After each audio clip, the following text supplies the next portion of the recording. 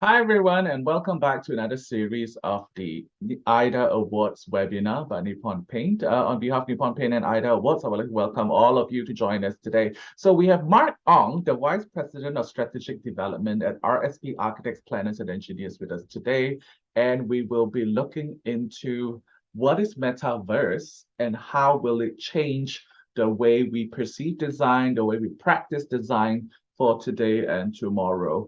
And I think this is one great thing when I was preparing this discussion with Mark is that, when we design or as designers or practice, whether you're a student or whether you're a practicing designer, there's so many ideas that will probably never make it to reality. They will never be built in the reality, in the physical world. So having metaverse apparently is a great chance for us to look at how we can use all our creativity and find an avenue for us to experiment and try.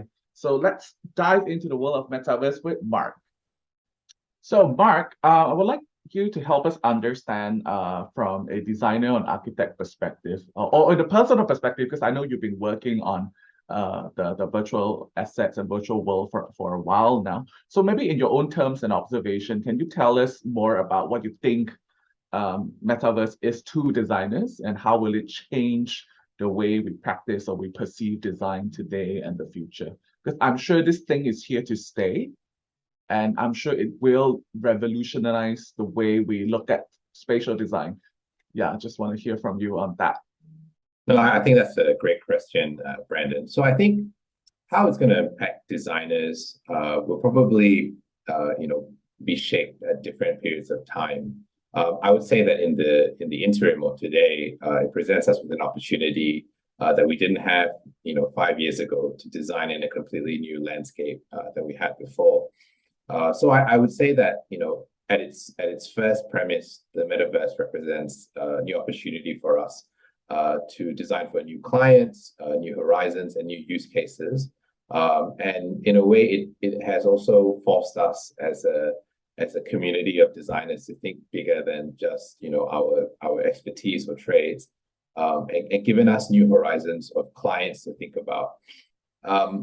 Where I think it might go in the future is probably, to be honest, anyone's guess, and there are a lot of really smart people out there who work in tech who have a much greater idea than me. But if you ask me where I see the horizon of metaverse growing for us as an industry, I agree with you. I only see it as growing and expanding in two different trajectories. So I think one is this sense of what is the virtual 3D tactile experience that we're going towards in metaverse, right? So what does a 3D environment rendered realistically in a virtual space mean for the everyday person? So I think that's a really interesting question that we see a lot of the big tech companies working towards. And they're already trying to get a sense of, how the virtual can enhance the things we do in our day-to-day lives. Some examples of that would be, how do we interface and go to work? The pandemic kind of started that conversation about working digitally. And now the metaverse is taking it and running in a different step. It's saying, okay, if I can work virtually, beyond the comforts of being at home, then how can that be enhanced? How can I collaborate with different people in different offices, different countries, and different trades in a more efficient and more effective and collaborative way? So I think that's one overarching direction I see the metaverse expanding in terms of how we relate to the digital world and how that enhances the way we live our lives.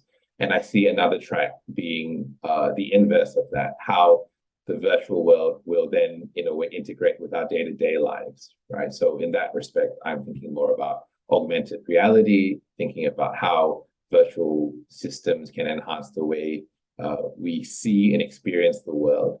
And I think, that's a whole other department of technology, but it's also been opened up by the sense of, what people call the metaverse, basically technology integrated into our day-to-day life. So some examples of that we can think about, perhaps if let's just say I travel with a hotel chain, right? And I'm part of a hotel chain digital community.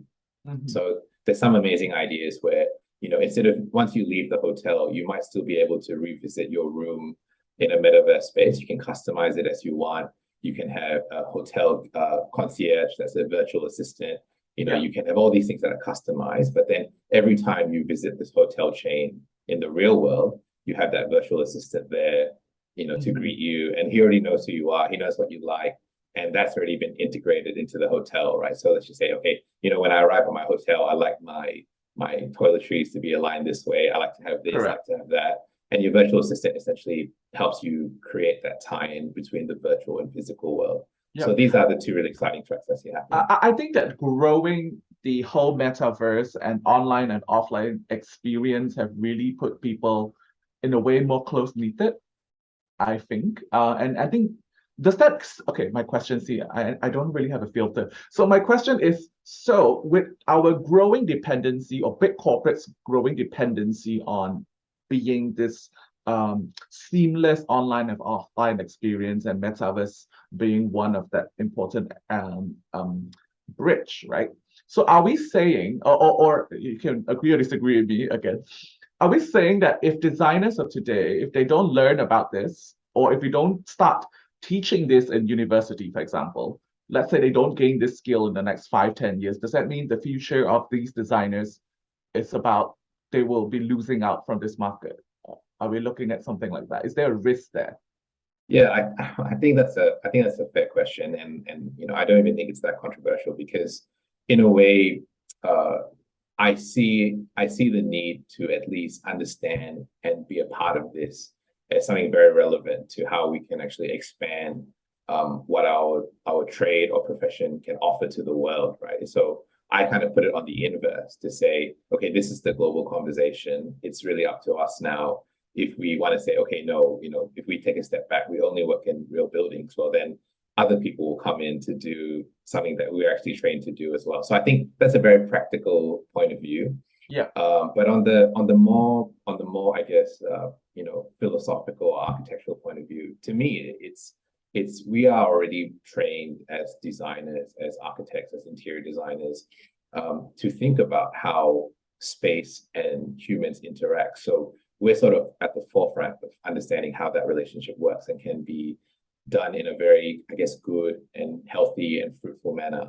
So I would say it's kind of our responsibility, right? So if society moves into this direction, we should also move to meet the need. And I guess leading on to what you're saying, if you don't, right, let's just say, okay, you say, this is not for me, I'm not interested in it. I always still believe that there will be a tangible need for real buildings, right, real things to be done. It doesn't circumvent that, but I think it definitely excludes you from a very large conversation. So if I was a young student trying to build my career, and even we talk to our young architects all the time to say, okay, look, we're not saying you have to be a metaverse designer, but if you're not even up to current trends, you can't talk to clients about it, then you're going to be out of the loop completely. Yeah. So I guess everyone, I think a sound advice is everyone kind of have, like, you put kind of two fingers into the pot of honey, and then you just kind of understand a little bit better. No, I brought this up because I work in media, and a lot when the whole digital marketing ocean of tsunami came, a lot of people weren't caught up. So there's a lot of people losing jobs. There's a huge gap in the supply and demand in the market. That's why in AYDA as well, Mark, you're not the first person who talks about metaverse, but you're the first presenter, which is great. Yeah. But there are a lot of lecturers and students and judges as well. They are starting to ask us whether it is something Nippon Paint and also AYDA Awards will be looking into. So I'm just really happy we're having this conversation. So that it's a good prompter, to prompt the industry moving forward.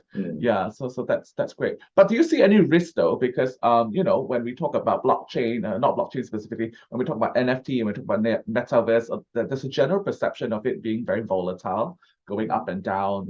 Like you've been doing it for like 1.5, 2 years. Yeah, do you see any potential risks that we should pay attention to before we dive into practicing, say, becoming a metaverse designer? Yeah, of course. I kind of don't shy away from talking about the negatives or the risk in the space, because I think, in 2020, if you spoke to anyone about crypto or the metaverse, it was a very bullish market. Everyone kind of felt that it had no ceiling. Everyone kind of was very excited what we could do. And I will be the first to say that, in my studies of it or being exposed to it, it's been a market that's so ever changing that once you start doing something today, next week it might be a completely different thing. But the way I see it, or the way I look at it humbly as an architect, and I have to caveat, I'm not a economist or a specialist.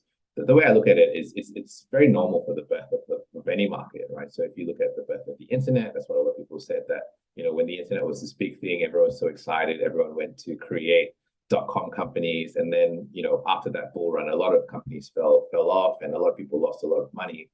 But as an architect or as a designer, I'm looking beyond the short-term financial gains. Of course, I hear about friends who've made millions through buying Bitcoin. I think that's interesting, and it makes me angry sometimes because I didn't buy in at the time. No, you're not the only person who's angry. Trust me. yeah, exactly. But I think fruitfully, why we have gone into this space, or why RSP has gone into the space is because we see a long-term demand, a long-term need for this kind of service that this new horizon is open to the rest of us. So if we talk about risk, 100% definitely. I mean, on the financial side, although I'm not a professional advisor, I've always advised people, especially younger people, even my parents, like, don't put money into something you don't understand, right? Because you're not willing to lose. So I think that's just my caveat. But from a design point of view, I'm very happy to share, we've made heaps of mistakes in the metaverse. I don't want to come to this, webinar and kind of sell this like dream story. Oh, we've done it. It's all been roses. It's been a huge learning curve. So I guess one of the risks that I have to be very real about is that I think people are not completely sure what the metaverse means just yet, right? So that's something that has to be recognized. And how that impacts us as designers is that in order to pivot with society, we are taking some risks to upskill ourselves, to grow with the communities. And in a way, there's some shifts in interest. So one example I have of that, before I talk about the successes, we should know about the failures, is in 2020, that's when we wanted to start this metaverse department. And to the credit of my management, it was a conversation that we had. They were very supportive of it. And in fact, they said, look, we have to go into this space because it's a new horizon and we don't want to be caught outside of the curve. We want to find a way to be a part of it. And I totally agree. So the first project I proposed is, okay, let's just do an NFT project, because at that time, everyone was doing NFT projects. Yeah, that was a huge bandwagon. Yeah. And I said, okay, let's test it. And we did it quite logically. We didn't create new content. I said, let's take content that we had in our storage. So all these ideas we had, and we'll talk about it later, but ideas from competitions, ideas from buildings that we never implemented, and let's find a cool way to implement it. And so we started networking with the community. I built a network of professionals in the crypto space, and they were like, oh yeah, this looks amazing, this looks so cool. We finished it about a month later, and a month is 1,000 years in crypto. Yeah. By the time we were ready, all right, and so the company was like, hey, let's launch. We were really excited. I showed it again to a few crypto experts, and I was just heartbroken because they said, oh, the community doesn't really like this style anymore. They'll tell you, oh, that's so yesterday, right? Yeah, exactly. Yeah. So it just hits me really hard, but actually having you on this webinar series is really amazing, because you are going to share with us all the success and then bracket all the failures. So that people who want to go into metaverse design now can avoid these red tapes or basically bad habits or basically bad practices, because Mark, you have experienced them all. Exactly. So that leads to my next section. I know you've prepared like a really awesome set of slides to walk us through your personal interests and also RSP's current and ongoing efforts in dealing with the metaverse. So I will leave the time to you. I'll keep my questions till the end so that you can have that full section on your own, sharing about your expertise and experiences. Thanks. Over to you, Mark. Thanks again. I'll just jump into my presentation. And just excuse me, I'm just going to go through a little bit of an introduction into RSP as well, just in case people might not be familiar. But I'm from a firm called RSP Architects.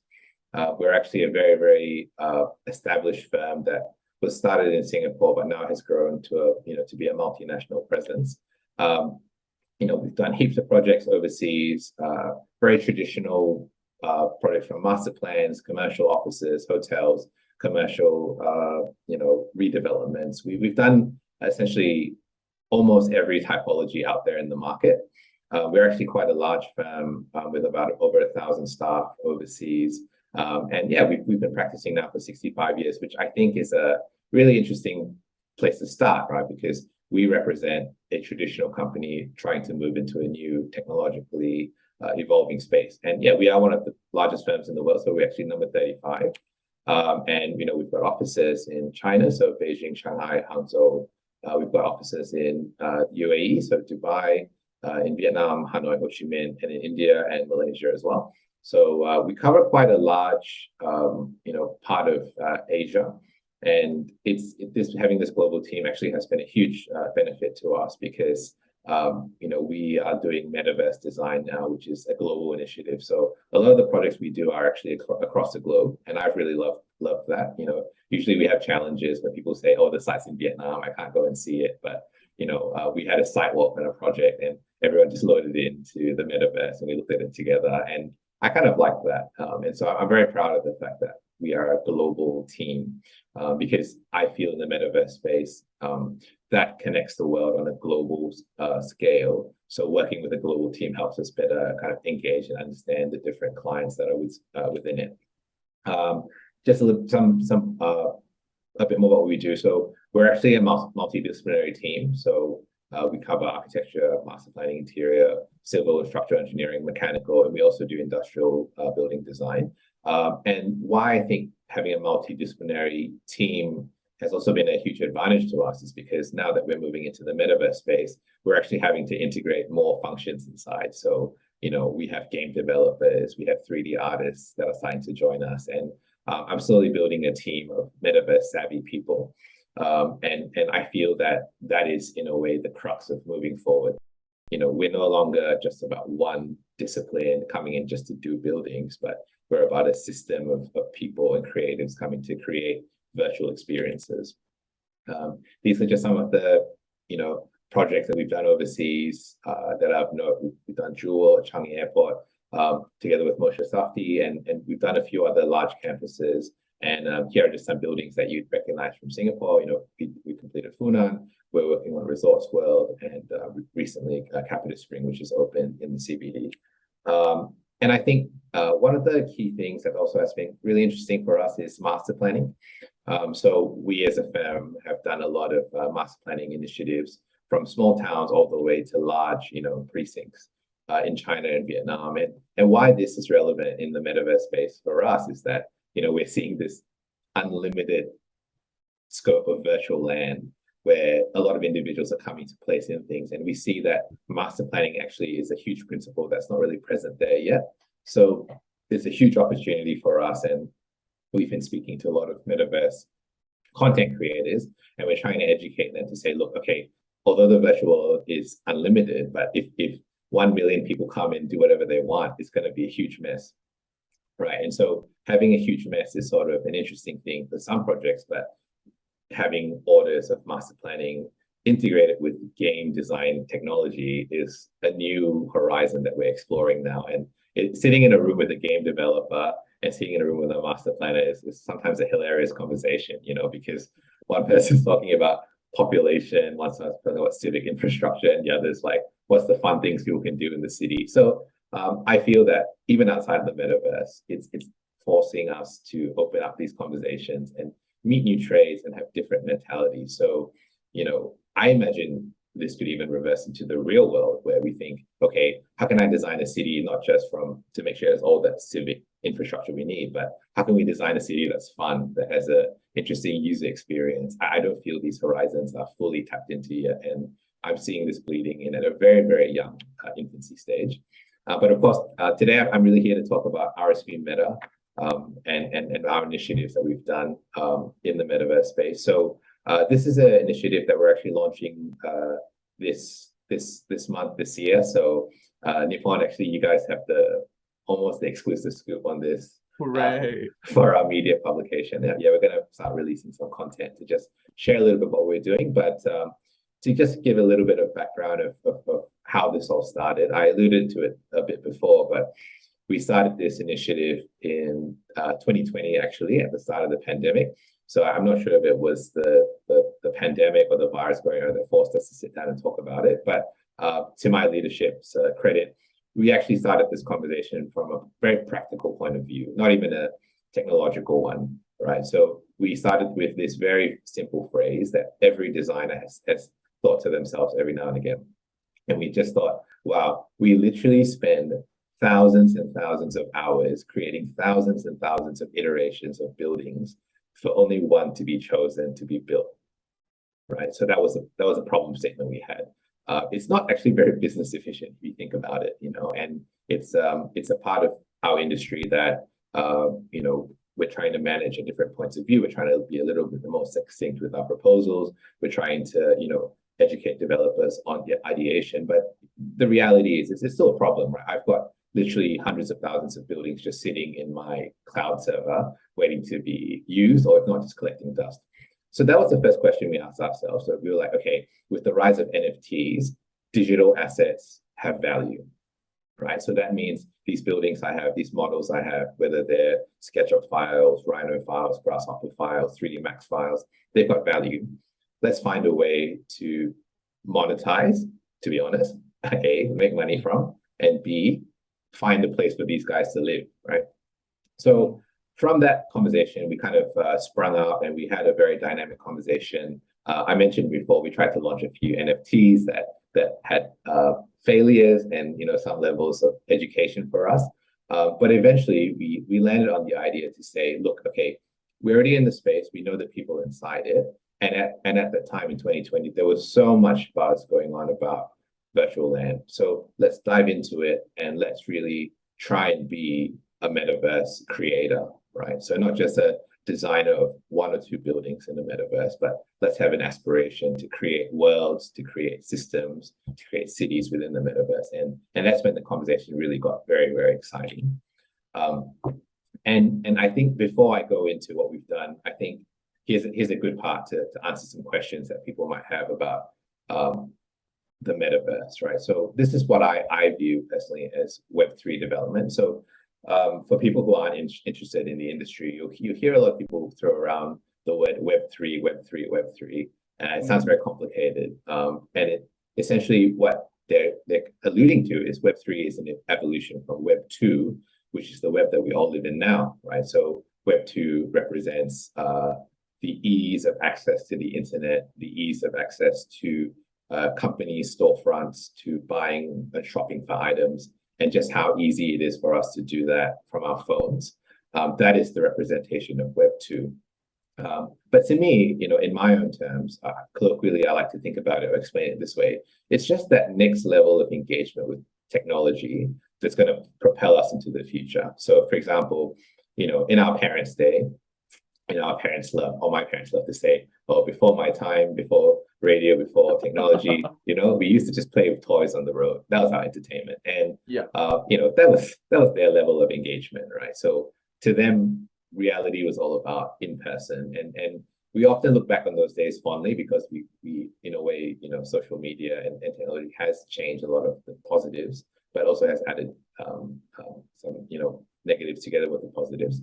Then the next level was radio, right? Suddenly, I didn't have to go in person to watch sporting events. I didn't have to wait for the paper to come in tomorrow to read about who won a soccer match, who won a boxing match. Radio was invented, and so people would huddle around the radio, listen to news, listen to whatever global events were happening. That was the next level of engagement. And the next after that, we had TV, right? So visuals came into the picture.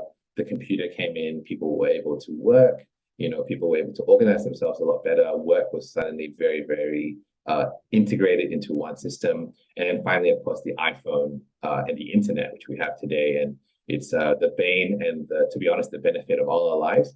We complain that we look at it too much, but really the iPhone or the Android or whatever smartphone you use really is now the central device in our life. And it's how we engage with everything, right?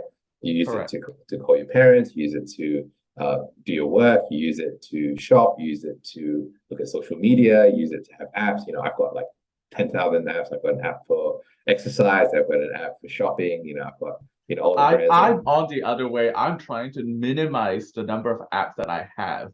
Yeah. Yeah, because I feel like they're collecting dust in my phone. Yeah, no, exactly. We can also talk about it later, but you're right. This full-on immersion, I wouldn't go out to say is a great thing 100%, right? It's a great opportunity, but it's also created societal challenges for us where we're very reliant, or even I try not to go on social media so much these days.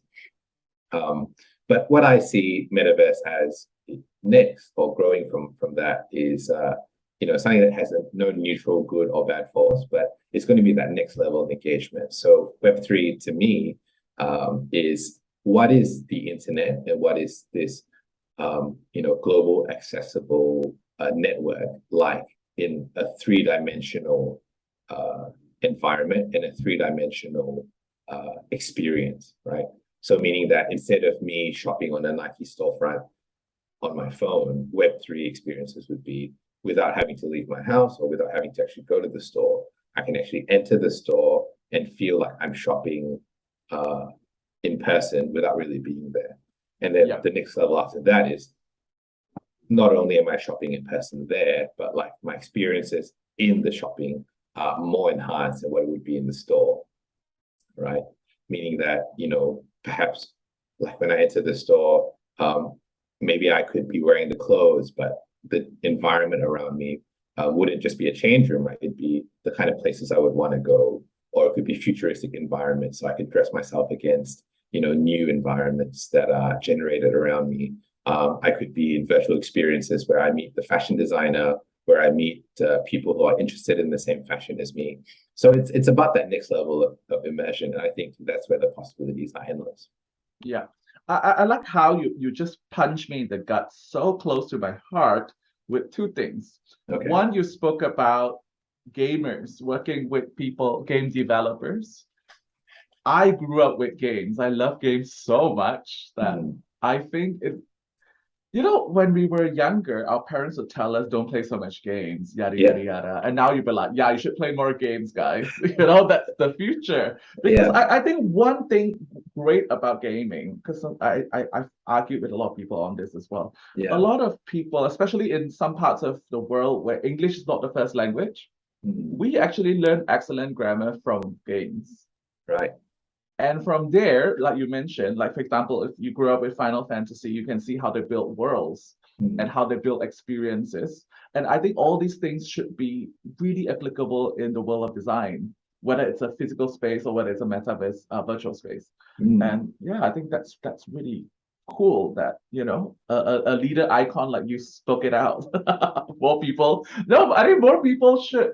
I always think there is a missing community of younger leaders in the world of spatial design. As an observer, we have the ones that are, like 60 years ago they started, and then they were like really on top of the games. And then we have the ones just starting out, and then we don't have enough icons like you, Mark. You're young, you're professional, at the same time you carry the best of both worlds. The old and the new, and then you kind of bridging things together. And yeah, I think that's wonderful. Yeah, sorry. Yeah, carry on. Apologies. No. That's a very kind thing for you to say, and I appreciate it.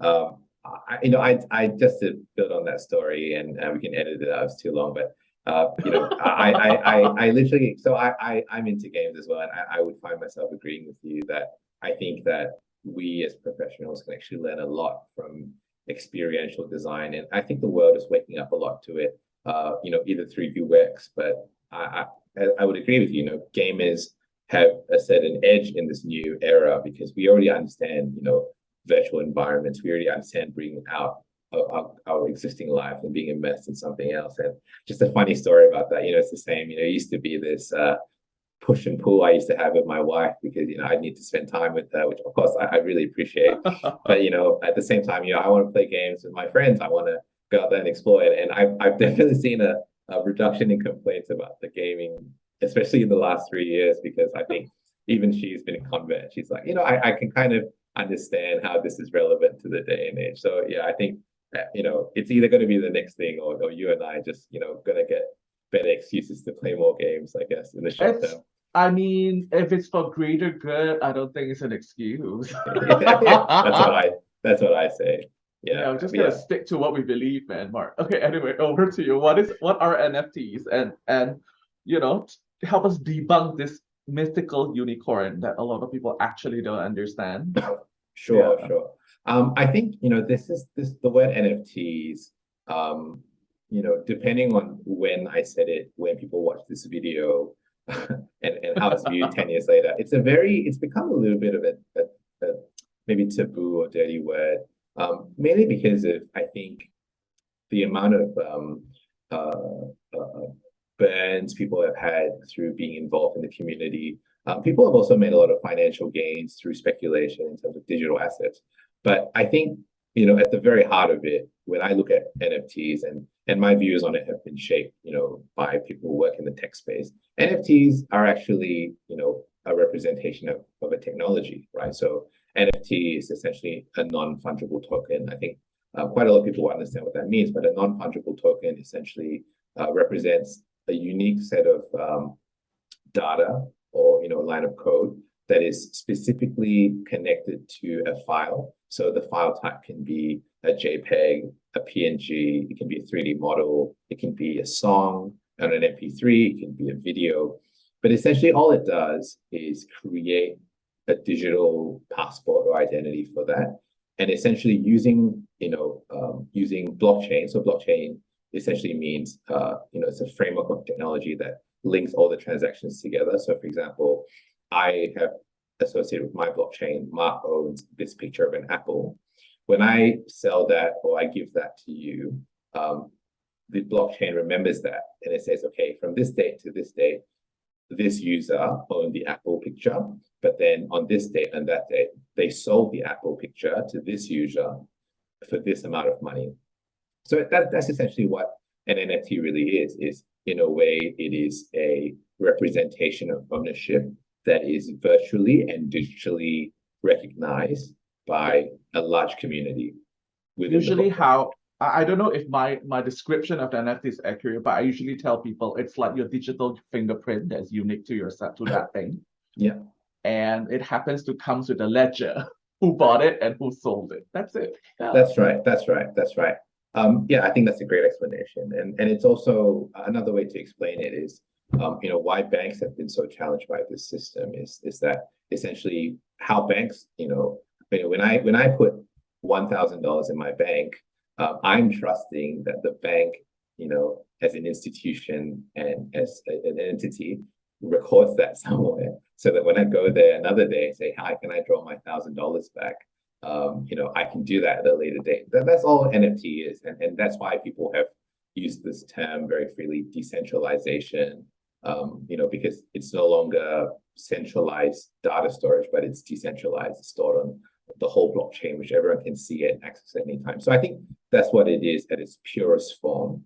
But of course, I don't want to talk too much about the speculation, but that in a way has blown up into a speculative market of here's an exclusive picture, or here's an exclusive outfit, is an exclusive song or a moment, and then people have pretty much treated it like the art industry and invested heaps of money. So that is the full picture of an NFT at the moment. Yeah, but I think that doesn't dictate what NFTs can do for everyone and for different industries. And I think that's just part of it. I think like most industry or most products in the world, there's always good and bad about it. Yeah. We just need to be a little bit mature enough to identify what's right for us. Yeah. So anyway, that's a conversation for another day. Yeah, of course. That's a separate discussion altogether. Yeah. So I think using that as a framework, I like to talk about the metaverse in different segments of experience, right? Because the key question, honestly, that everyone asks is, okay, what is the metaverse? But actually what they're functionally asking is, what does it even do, right? What's the performative function? So I think a lot of different companies have had different views on who and what different aspects of the metaverse does. But to me, I look at it as a amalgamation of all these things, right? So on the left, we have, the experience. Essentially, how do I engage with the space? And companies like Meta, as an example, are highly invested in Oculus, highly invested in VR technology, because to them, the experience of how we go in, how we feel, how it touches, how it relates to us is really important. So that's one pillar of it. The next thing is blockchain, so decentralization. How do we ensure, or how do we make sure that there's some level of governance within the society or the system we're building? How do we know what transactions are verified? How do I know how much money I have? I think that's what it represents. NFTs represents ownership, right? So things that we have in the real world as well, like how do I know I own this clothes? How do I know I own this building? How do I know I own this space? NFTs represents how that's integrated. There's also commercial integration and viability. So how do I work efficiently? How do I create profit from whatever I'm doing? And how do I enhance my business within it? There's also social integration, which I think is really important. How do we meet? How do we talk? How do we relate to one another? And how do we build a truly more global presence? And then finally, entertainment, right? How do we game? How do we have fun? And how do we engage with what we're doing? So I think all these things coming together is what the recipe of the metaverse is. But at the moment, you'll see everyone has different takes and recipes on how they're going to add to that soup. But that's how I also see it. It's just going to be this evolving integration of technology that's already there. But it kind of has to evolve to go beyond this very clunky structure we have, and it has to grow beyond what users are ready to do inside. These are the two roadblocks that we're dealing with now. Mhm. Yeah. So I just want to talk a little bit about virtual land types, just to give everyone a sense of what that even means, right? So a lot of people ask me like, oh, so you can own a piece of property, it's an asset like the real world. And I'd say to answer that question, mostly yes, and in some parts no. But the key principle that everyone has to understand is that there's two different types of land ownership, right? So the one on the left is what I call personally coordinate NFTs. So what that specifically means is that this world that a user is creating, so anyone can create a world, but the idea is that using blockchain technology, it's actually turned into a grid, right? And the land is finite, and you can look at it very similar to as you would a real city. Meaning, if I turn Singapore into a coordinate-based metaverse, there's a finite amount of properties in Orchard Road. There's a finite amount of properties, in the business district. There's a finite amount of properties in the industrial area. And I think the set of benefits behind that is that everything is integrated into one, but it also creates scarcity of land, right? So if I have a metaverse city or metaverse world, and everybody arrives in the central district, well, then the properties in the central district will have value beyond properties outside of the central district. So I think that's one method of land ownership, coordinates. And the other is virtual standalones. So what I mean by that is these spaces are more akin to server space that already exists, right? So if I house a world in a game like Minecraft, where I'm building my house, I'm building all these amazing buildings, and it's all stored information on a cloud or a physical server, that's essentially another aspect of virtual land, meaning that instead of having finite spaces, what companies are doing, like sandboxes, I will sell you a plot of land and the scale of size according to the land value that you buy. So, if you buy a 3x3 parcel, the equivalent land of that in the real world would be around 90,000 square meters. So there's a bit of a relation to the real world. So you can put as much as you want to in the 90,000 square meter land, but that's not going to relate to other people's lands. If you wanted to, they have to connect via portals, connect via links, connect via experiences. But these are kind of the two structures of lands at the moment. Yeah.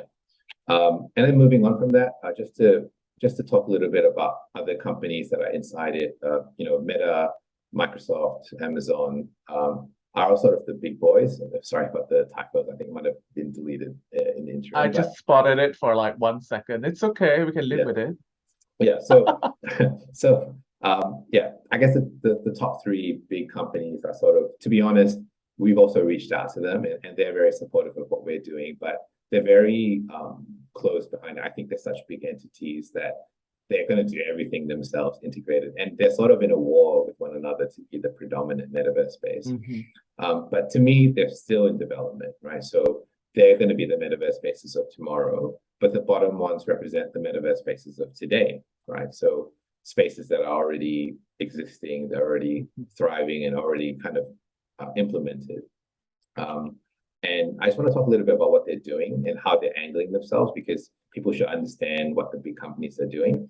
So Meta's Horizon World is essentially very much geared to a social network, right? Which is what Facebook is all about.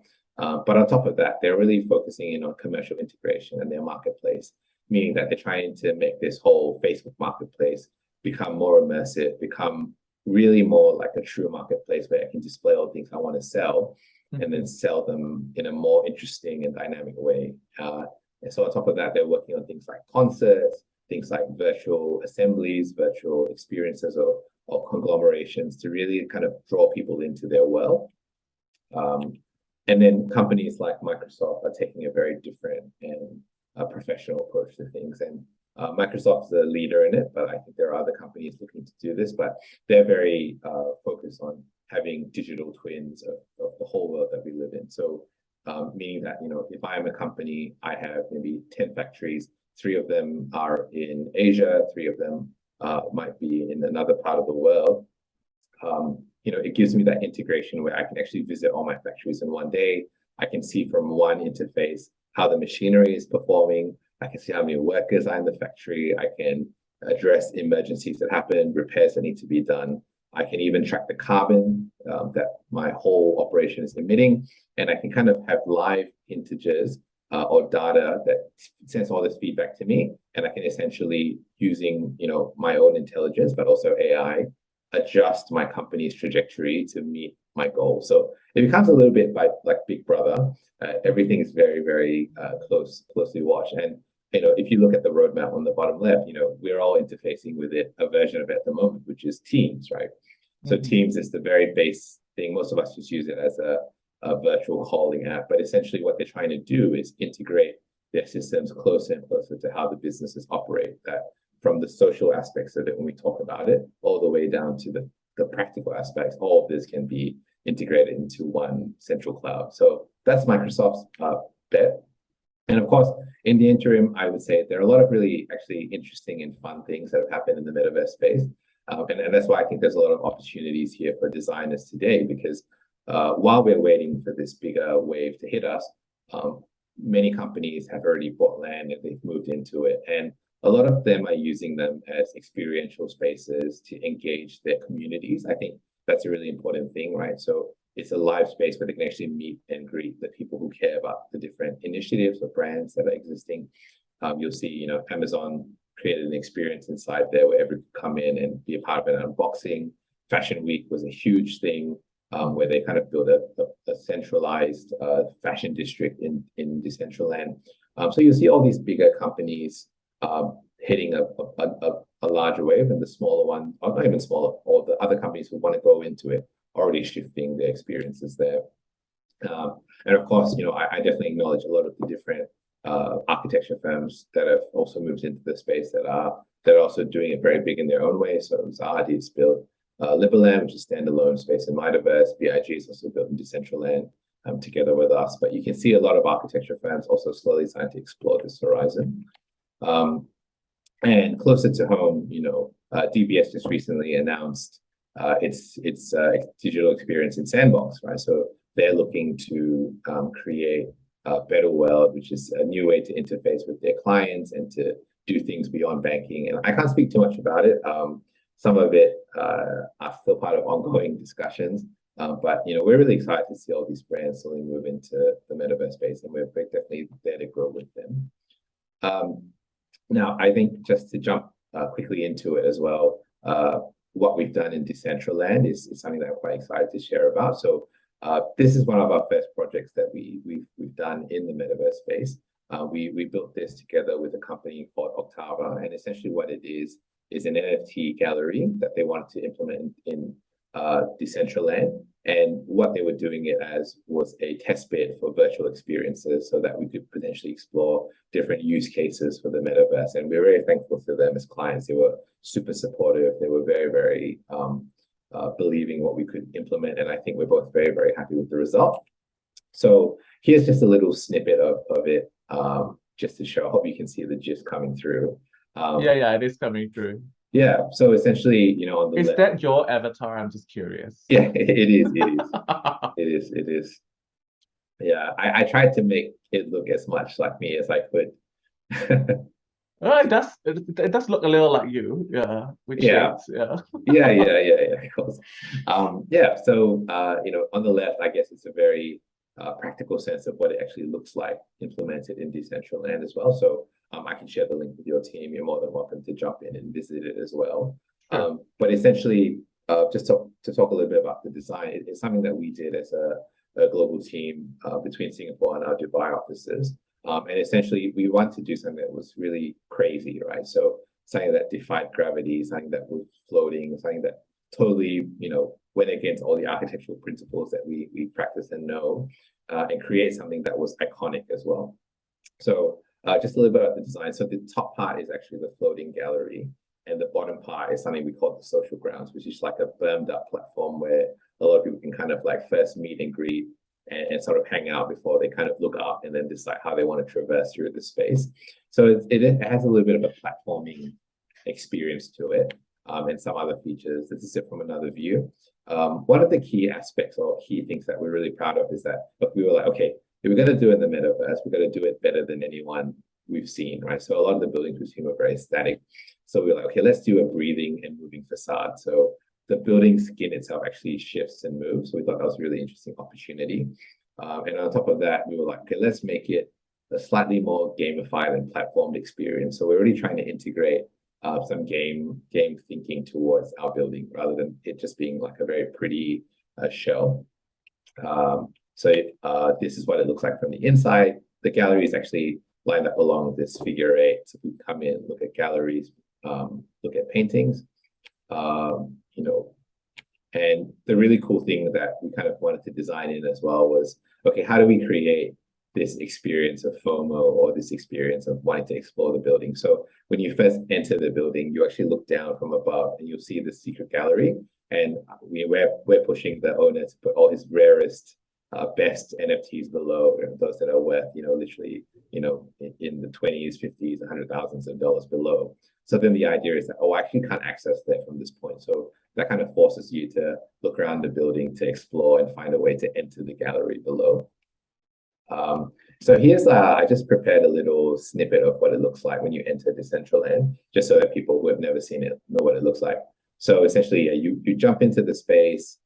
This is the spawn point, and essentially you can orientate yourself, look around, but Decentraland follows a coordinate-based world. So we actually have to find the locales we're looking for or have a link to that specific parcel, right? The parcel actually represents the NFT that you own, not the building in it. So, you find your space, you jump into it, and essentially, this is what you're met with. So you'll see that this is something that you kind of do. You kind of walk around, look up, and you kind of try to figure out how to get around the space when you first enter. Yeah, we also design a lot of things like lifts or music that goes together with the space as well. Mm-hmm. Yeah. So you see that this like facade is this moving or dancing skin that's integrated into the building. And if you're not really a gamer, I understand like there's some motion sickness involved if you're not used to the movement, so I apologize. But this part of the gallery. The client was also really kind enough to let us put our own advertising. So they said, okay, if you're proud of the building, you're more than welcome to put in your signage as well. So, we put in this floating thing that brings you to our website. We're very, very grateful about it. And so the idea is that, you kind of like look around, you find in this case a teleporter, and it brings you to another part of the building. So there's really a lot of opportunities to design all these experiences within the building. You see, I think opportunities are it's either you catch it or you don't, Mark. You know why? Because when the central lens has came out, when the whole metaverse concept has came out, I was invited to check out what's happening in the world. Mm, And at that time was honestly quite barren. So yeah, to me, when I was looking at it, I was like, oh my God, I don't see any opportunities here. So I left. yeah, yeah. And now I'm like, you know what? I need to jump back into this thing, man. Yeah. Yeah. It's you're right, because I think I think that's a great point you made because if no one goes into a metaverse, especially at the start, well then, it's not really a very effective one. It really comes down to are there people willing to use the space and is the Yeah. space booming? And yeah, I completely agree with you. It really relates to that. Yeah. Yeah. Um, yeah, so that's in a way that's this project has represented our foothold in the industry. Obviously, if you've never designed in it, we face some challenges as well where, some of the new clients we meet will be like, okay, I respect the fact that you're an architect, but can you, do things that defy gravity? Can you do things and do you understand the aesthetic that the world is looking for? So we really had to push ourselves, do a lot of education. I had to kind of really sell our abilities the best I could. And we were thankful enough to actually meet some clients that allowed us to give us a chance to do something crazy for them. And I also have to be very candid. It's a great booming space for young people because I'm not saying it's the right thing or not, but people do tend to want younger people to design in the metaverse space. So we actually also are seeing this inverse, right, of culture in the office. So our senior staff and once again, like I give them so much credit because they also recognize that and they say, okay, if we want it to be led by younger people, then let's let the young people explore and try crazy things and find the limit of what we want to do. So I feel it also creates this paradigm for firms to allow younger designers to stretch their legs because that's what the market is asking for, right? Yeah. Experience, 40, 50 years, although it's very valuable in the real world, in the metaverse, perhaps, it's a new paradigm for everyone. It's an equal playing field. And I really like that about the space. Yeah. I think there's a lot of, I wouldn't say a lot, I think it's endless opportunities, provided that you're given the right advice, right trajectory, right resources Yeah. to explore how this thing can work out. Yeah, for sure, 100%. And I'm near the end of my slides, but just want to talk a little bit about Sandbox as well. So Sandbox is another metaverse that's very, very big and prominent in the metaverse space now. So recently Sandbox, as you saw, signed a deal with DBS. So they're very, very popular in Europe. They're very, very popular in the States, and it's a growing scale. So they've got heaps and heaps of big players that have bought land within them already, all the way from huge financial institutions, but also charity organizations looking to do digital experience inside. I'm also very proud and very honored that RSP Meta has recently become the first large architecture firm to register with them as an official creator. So essentially what that means is that we're part of this framework of designers that are there to help build the sandbox up. And we also get special privileges. So not everyone can mint NFTs within the sandbox metaverse, but Sebastian and his team have been super supportive and they've actually invited us to be a part of that creative team so we can create NFTs that can be used by everyone, right? So if RSP Meta came up with a specific car, it would be marketed on their marketplace. And if people bought the NFT, they could actually put that car or that outfit or that building into their metaverse. And I think that's a really special experience to me because I see Sandbox as having a lot of links with Lego. Yeah. And I really love being part of that creator kit for people to build their own things. But Lego is such a great example of innovation. Yeah, like this is not related to NFT, but Yeah. the metaverse. But a few years ago, many years ago, when Lego first came out with their movies, I thought it's gonna be lame, but I ended up watching one and I got addicted to it. Oh, it's so good, Yeah. It's the opportunity, like we talked about. Like people need to have that space to grow. Yeah. Yeah. And and I think architecture, because designing in the physical world has so many restrictions, so many protocols, that in a way there are a lot of younger or budding designers or growing designers, they don't have a place to shine. And like what you mentioned about all the stowed away ideas, I think the metaverse is definitely a great place to even just try things. Yeah, Let's yeah. not talk about commercial value. Let's talk about financial gains. I think solely on designing experiences and solely on designing skills, I think the metaverse is already a great place to start to start growing. Yeah, yeah, I completely agree with you on that. I think, to speak quite realistically about it, and I grew up in the industry as well. It can feel, especially in your early years, you enter to be a designer, you have all these aspirations to create things, to contribute your great ideas to the world. And I see all these great ideas all around me. I honestly feel like in 2022, it's this new opportunity for us to expand the horizon of where our ideas can grow and live, as being, really important for all of us. Because if we wait for traditional systems, or we wait our time or years to really implement these ideas, we might get discouraged, or we might feel, okay, it's not worth the effort, not worth the passion. And so that's why I think, and I would encourage a lot of younger students to just, look for new horizons where your skill sets are valuable, because you'd be surprised where your skill sets are needed, right? So Definitely. yeah, I totally agree with your sentiment. It's not just about financial gain, it's about being industrious and finding a place for your design aspiration to flourish. And it's also getting actions done, not just sitting there and waiting for opportunities to come.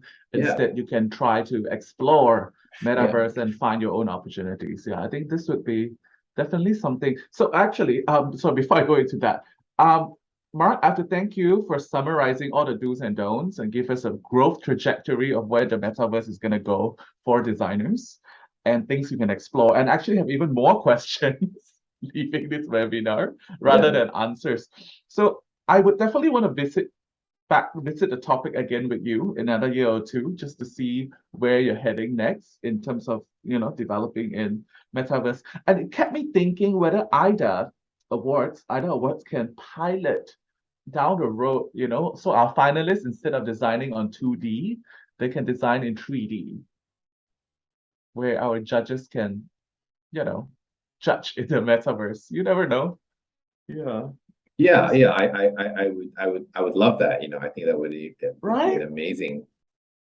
So, thank you, Mark, for summarizing the do's and don'ts. What are the potential growth trajectory of the metaverse for future spatial designers, and also things that we can explore and try in the virtual space. So let's visit this topic again with you, Mark, in another year or two, and just to see how RSP Meta is progressing, and perhaps if when the opportunity comes, we can also include metaverse design into the AYDA journey, into the AYDA program. Maybe we can challenge our students and judges and lecturers to embrace designing in the virtual spaces. So thank you everyone for your time. I'll see you next time. This is Brandon from AYDA Awards signing out.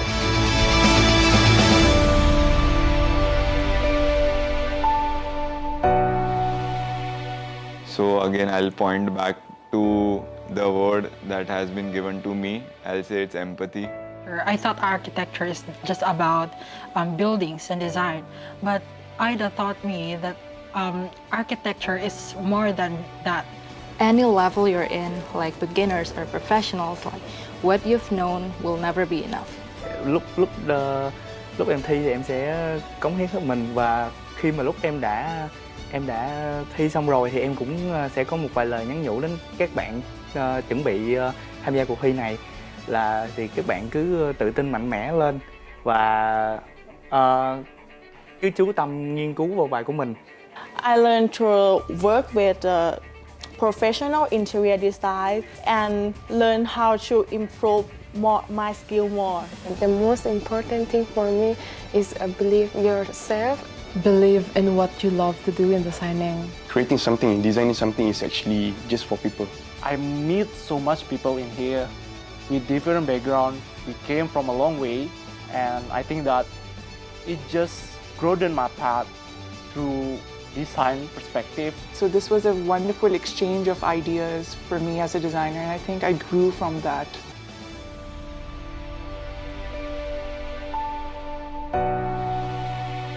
So again, I'll point back to the word that has been given to me. I'll say it's empathy. I thought architecture is just about buildings and design, but AYDA taught me that architecture is more than that. Any level you're in, like beginners or professionals, like what you've known will never be enough. Lúc em thi thì em sẽ cống hiến hết mình, và khi mà lúc em đã thi xong rồi thì em cũng sẽ có một vài lời nhắn nhủ đến các bạn chuẩn bị tham gia cuộc thi này, là thì các bạn cứ tự tin mạnh mẽ lên và cứ chú tâm nghiên cứu vào bài của mình. I learned to work with professional interior design and learn how to improve my skill more. And the most important thing for me is believe yourself. Believe in what you love to do in designing. Creating something and designing something is actually just for people. I meet so much people in here with different background. We came from a long way, and I think that it just broadened my path through design perspective. So this was a wonderful exchange of ideas for me as a designer, and I think I grew from that.